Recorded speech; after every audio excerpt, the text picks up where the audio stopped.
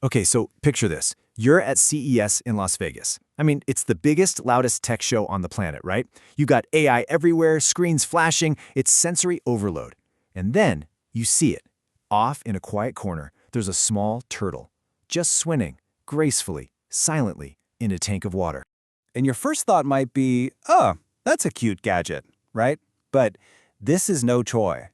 The thing is, this little robot represents a really profound shift in how we think about technology. It's about a new way we can work with our planet, and not just on it. So, what exactly is the story here? Well, this is RoboTurtle.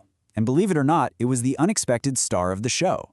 I mean, it captivated everyone as it swam around and even reacted to people moving past its tank. That alone hints at some pretty serious intelligence under that shell. And here's the twist, the part you probably wouldn't expect. It was developed by a company called BeatBot, and they're known for, get this, pool cleaners. Yep, that's right. They took all their know-how from keeping your backyard pool tidy and pointed it at saving one of the most fragile ecosystems on the entire planet.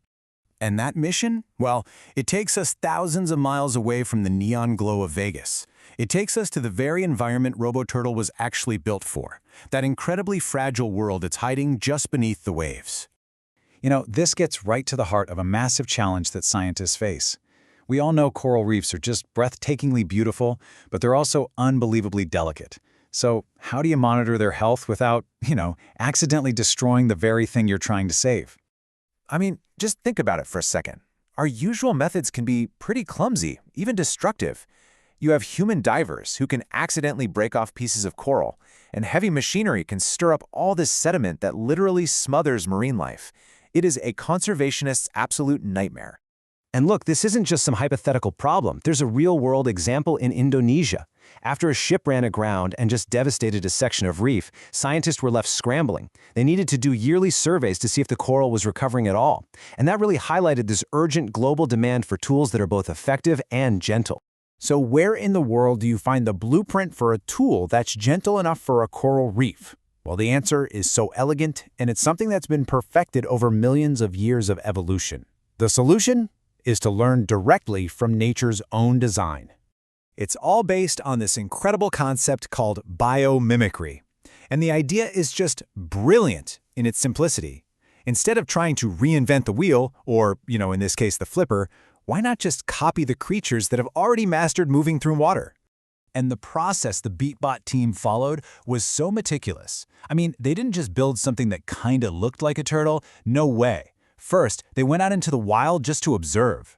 Then, they used motion capture technology to analyze the precise mechanics of every single flipper stroke. And only then did they start to engineer their robot to perfectly replicate that gentle, impossibly efficient motion. So just how dedicated were they? Get this, the team spent 2 entire months just watching turtles swim. That's just an incredible level of commitment to understanding nature first before you even try to imitate it. And the result is just astounding. RoboTurtle can dive up to 5 meters deep. It's got solar panels on its shell, so it can just surface and recharge itself with sunlight.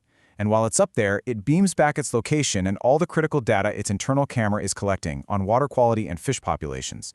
It's basically a self-powered, mobile marine biologist. Now, as absolutely amazing as RoboTurtle is, it's not some one-off thing. It's actually part of a much bigger and honestly more exciting movement.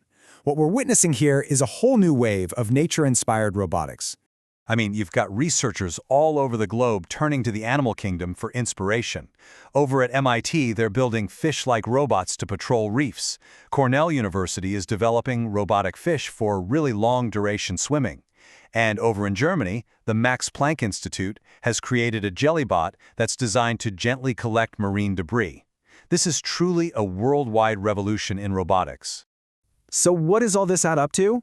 Well, when you put all these pieces together, it paints a really powerful picture of where technology is heading.